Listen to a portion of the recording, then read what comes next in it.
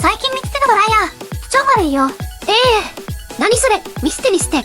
これが87イスで軽油のハナサクドライヤー。あは、すごい、軽い。本当に軽いでしょ。343g なんだよ。マジでやばい。それに、速乾性もバッチリなんだ。どのくらい早く乾くの？なんと、大風量で短時間で乾いちゃう。すごい、それって忙しい朝にぴったり。そうそう、朝の準備が楽になる。それに、マイナスイオンも発生するって。髪の毛にも優しいんだよね。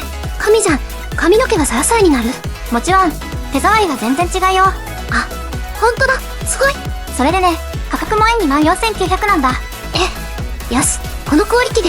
そう、コスパ最高だよね。これで毎日の髪のお手入れが楽になる。